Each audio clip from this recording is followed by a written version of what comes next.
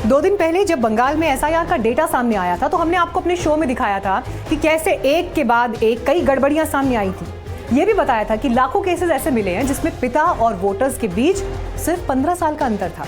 लाखों केसेस ऐसे भी मिले जिसमें दादा और दादी और वोटर के बीच 40 साल से कम का फर्क था। अब ऐसे ही 1,60,00,000 वोटर्स को चुनाव आयोग ने नोटिस भेजा है।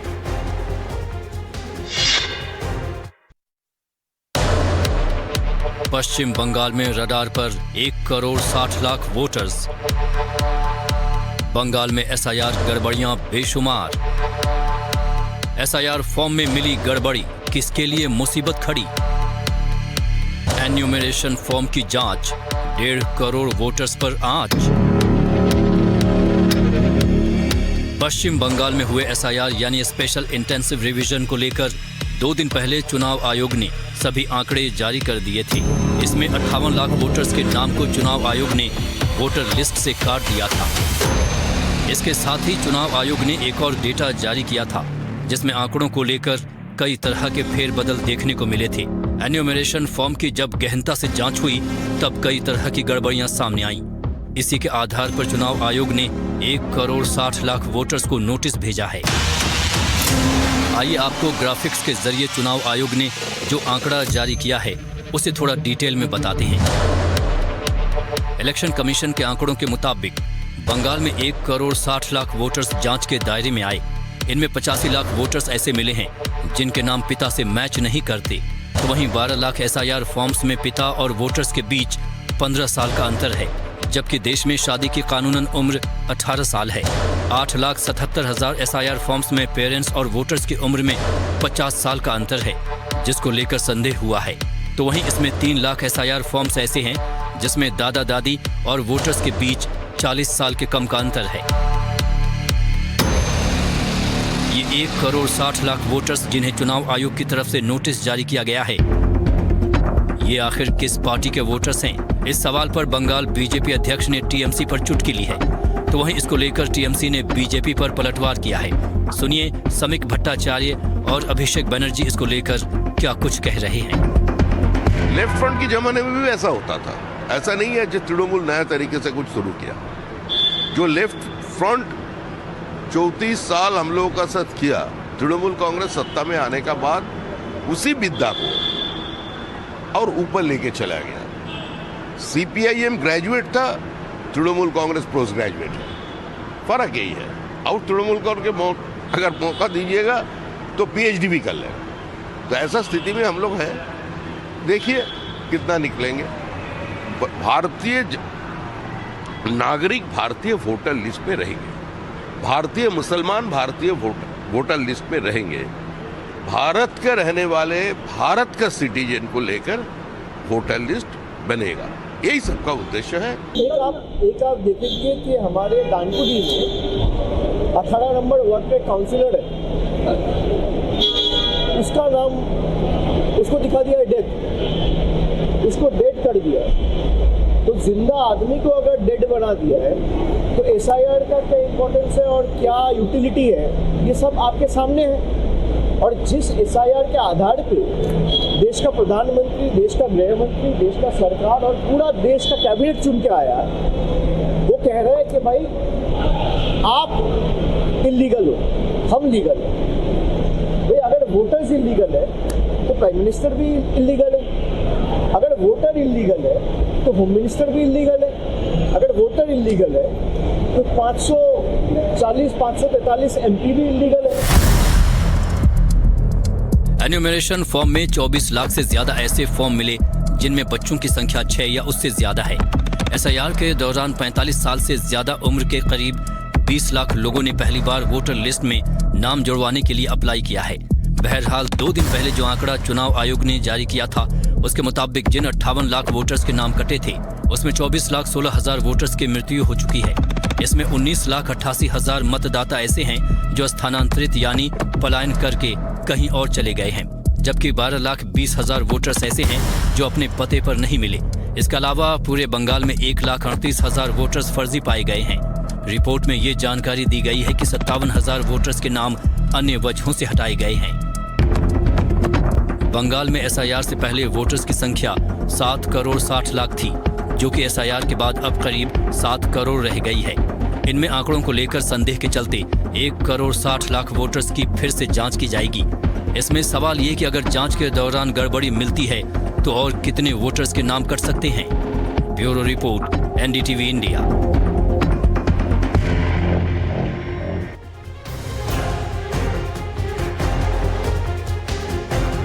और इस वक्त हमारे पास एक बड़ी खबर आ रही है महाराष्ट्र से, जहां पर महाराष्ट्र के मंत्री माणिकराव कोकटे का इस्तीफा मंजूर कर लिया गया है। मुख्यमंत्री देवेंद्र फडणवीस ने इस्तीफा स्वीकार कर लिया।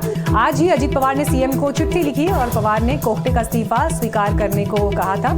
कोकाटे का इस्तीफा स्वीकार हो गया है। धोखाधड़ी का ये मामला जिसमें उन्हें उनकी सजा को बरकरार रखा था कोर्ट ने, और उसी के बाद विधायकी पर क्योंकि यूं भी खतरा मंडरा ही रहा था, लिहाजा अब ये इस्तीफा स्वीकार हो गया है।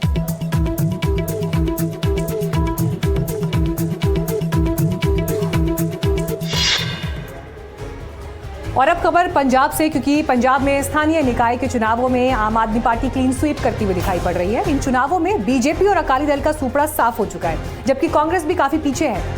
अगले साल पंजाब में विधानसभा चुनाव होने जा रहे हैं, जिसे देखते हुए इन नतीजों की अहमियत काफी बढ़ जाती है।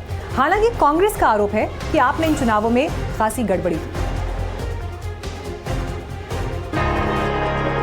आम आदमी पार्टी के संयोजक अरविंद केजरीवाल और पंजाब के मुख्यमंत्री भगवंत मान के लिए पंजाब में स्थानीय निकायों के चुनाव अच्छी खबर लेकर आए हैं।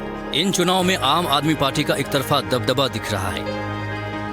14 दिसंबर को पंजाब में 22 जिलों की 346 सीटों पर चुनाव हुए। इनमें से 201 सीटें आप जीत चुकी है। इसके अलावा 22 सीटों पर उसके प्रत्याशी निर्विरोध जीते हैं, यानी कुल 223 सीटें उसके पास आ गई हैं। जबकि कांग्रेस को 60 सीटें मिली हैं और अकाली दल को 39 सीटें। बीजेपी को सिर्फ 4 सीटों पर संतोष करना पड़ा। बीएसपी भी 3 सीटें ले आई, जबकि 10 निर्दलीय उम्मीदवार जीते। आपका यही दबदबा पंचायत समिति के चुनाव में भी दिख रहा है। 153 पंचायत समितियों की 2838 सीटों पर चुनाव हुए। इनमें आपने 977 सीटें जीत ली, कांग्रेस को 487 सीटें मिली, अकाली दल को 290 और बीजेपी को 56 सीटें मिली। बसपा को 26 सीटें और अन्य के खाते में 112 सीटें आईं। केजरीवाल ने कहा कि ये आपके सुशासन की जीत है और मुख्यमंत्री भगवंत मान ने उन योजनाओं की याद दिलाई जिसके बूते पंजाब में उन्होंने लोगों के दिल जीतने का दावा किया। अभी तक जितने नतीजे आए हैं वो ये दिखाते हैं कि आम आदमी पार्टी ने एक तरह से पूरे पंजाब की ग्रामीण क्षेत्रों में स्वीप की है। ऐसा लग रहा है जैसे बहुत ज़बरदस्त वेव चल रही है। लगभग 70% सीट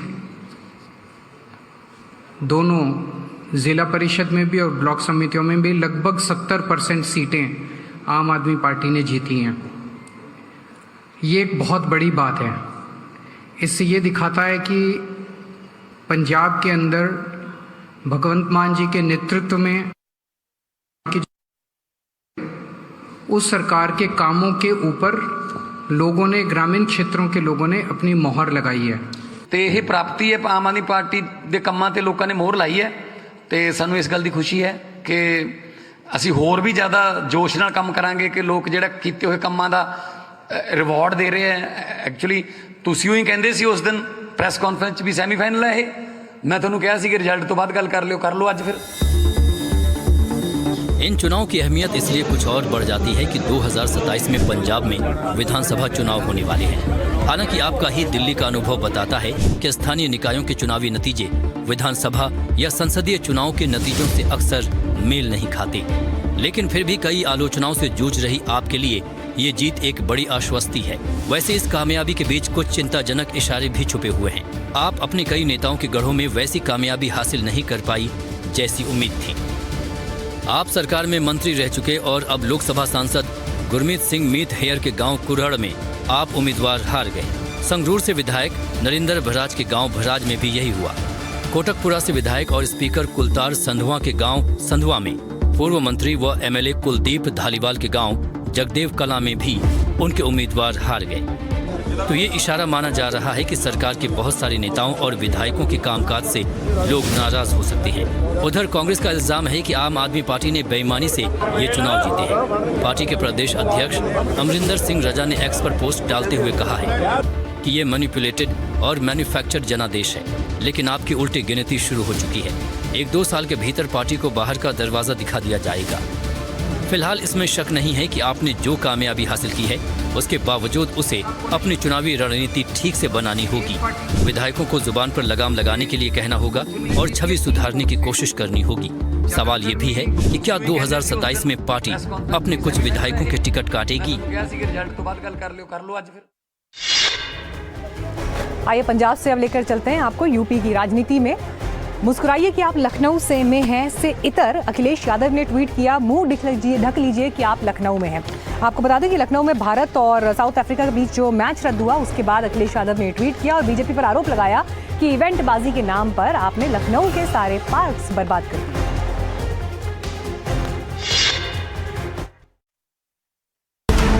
लखनऊ में कल भारत और साउथ अफ्रीका के बीच मैच जैसे ही रद्द हुआ, इस पर जोरदार सियासत शुरू हो गई। बीसीसीआई ने ये जानकारी दी कि मैच कोहरे की वजह से रद्द किया गया, लेकिन समाजवादी पार्टी के अध्यक्ष अखिलेश यादव ने दावा किया कि ग्राउंड पर कोहरा नहीं बल्कि स्मॉग था। मैच रद्द होने के बाद अखिलेश यादव ने 2 तस्वीरों के साथ एक ट्वीट किया, जिसमें प्रदूषण को लेकर बीजेपी पर आरोप लगाई और साथ ही लिखा कि मुंह ढक लीजिए, आप लखनऊ में हैं। इसके बाद आज बाकायदा प्रेस कॉन्फ्रेंस करके अखिलेश ने प्रदूषण को लेकर योगी सरकार पर सवाल उठाए कि आपके पॉल्यूशन की वजह से सोचिए अंतर्राष्ट्रीय मैच लखनऊ में नहीं हो पाया, और ये वही स्टेडियम है जो समाजवादियों ने बनवाया। नदियों का हाल आप जानते ही हो, और AQI का डेटा सरकार के पास अपना है।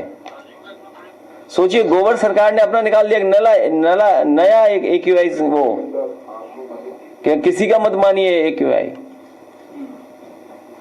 नदियों का हाल आप देख लीजिए, दिल्ली में आप AQI क्या है, और लखनऊ क्या, ये दिल्ली से ही हवा आ गई लखनऊ की तरफ। मैच रद्द होने और इसके पीछे वजह को लेकर हमने जब बीसीसीआई के वाइस प्रेसिडेंट राजीव शुक्ला से सवाल पूछा तो उन्होंने साफ कहा कि फॉग की वजह से ही मैच कैंसिल किया गया। हम इसमें कोई राजनीतिकरण तो नहीं करेंगे, लेकिन ये कि वहाँ पे प्रदूषण भी था और फॉग भी था। तो फॉग था जिससे कि जो हाइट पे बॉल जाती है ऊपर, वो जो है नीचे जो कैच लेने के लिए प्लेयर दौड़ते हैं, तो उसकी तरह देखने में मुश्किल है। एक तरफ इधर मैच रद्द होने पर अखिलेश यादव आरोप लगा रहे हैं, तो वहीं दूसरी तरफ कांग्रेस सांसद शशि थरूर ने भी मैच की शेड्यूलिंग को लेकर सवाल उठाए हैं। आज संसद परिसर में थरूर और राजीव शुक्ला दोनों एक साथ मिल गए और वहीं पर मीडिया के भी कैमरे थे। सुनिए दोनों के बीच मैच के शेड्यूलिंग को लेकर क्या बात हुई। साउथ इंडिया में मैच शेड्यूल करने के अलावा आइए केरला। नहीं, वो केरल बात नहीं, लेकिन ये शेड्यूलिंग में ध्यान देना पड़ेगा कि 15 दिसंबर से 15 जनवरी तक बिल्कुल जो है मैचेस, वो अगर नॉर्थ इंडिया बैठ के जो तो अच्छा आगे ध्यान में रखेंगे। केरल को तो मिलते, ये तो रोटेशन पॉलिसी है, तो मिलेगा। लेकिन आप इस पीरियड में दिसंबर 15 से जनवरी सारी जगह मैच थोड़ा केरल में शिफ्ट कर दिए जाएंगे। यही अच्छा होगा ना। इधर प्रदूषण को लेकर जारी सियासत के बीच एनडीटीवी की टीम लखनऊ के इकाना स्टेडियम पहुंची, जहां कल भारत और साउथ अफ्रीका के बीच मैच रद्द हो गया था। हमने स्टेडियम के पास पोल्यूशन का लेवल जानने की कोशिश की तो चौंकाने वाले आंकड़े देखने को मिले। अगर लखनऊ की कंडीशंस की पहले बात करें तो लखनऊ की कंडीशंस आपको अगर दिखाऊं तो ये मेरे मोबाइल में अगर मैं अभी का AQI चेक करूं तो अभी का AQI 178 है, मॉडरेटली पोल्यूटेड। और अगर इसको हम क्लिक करके देखेंगे तो आप देखिए कि मेरे लोकेशन पर ये जो पोल्यूशन लेवल है वो 178 दिखा रहा है, और कल शाम को भी जब मैंने चेक करा था तो यहाँ का जो पोल्यूशन लेवल था वो 174 दिखा रहा था, और रात 9:30 बजे जब मैच रद्द हुआ तब पोल्यूशन लेवल यानी AQI 160 था। इस बीच और इस वक्त एक बड़ी खबर बिहार के मुख्यमंत्री नीतीश कुमार की सुरक्षा को लेकर आ रही है। हिजाब विवाद के बाद उनकी सुरक्षा बढ़ाई गई है। आपको बता दें ये बड़ी खबर, क्योंकि उनको खतरा हो सकता है, इस तरह की खबर आ रही है। और ये असेसमेंट खुफिया एजेंसियों के अलर्ट पर किया गया है। SSG ने CM नीतीश की सुरक्षा बढ़ाई। और आपको ध्यान होगा कि अभी कुछ ही देर पहले सवाल इंडिया में भी हमने आपको ये खबर दिखाई थी कि कैसे पाकिस्तान के डॉन शहजाद भट्टी तक ने धमकी दी है। और इन सब के बीच इन थ्रेट्स को देखते हुए सुरक्षा एजेंसियों के असेसमेंट के बाद नीतीश कुमार की सुरक्षा बढ़ा दी गई है।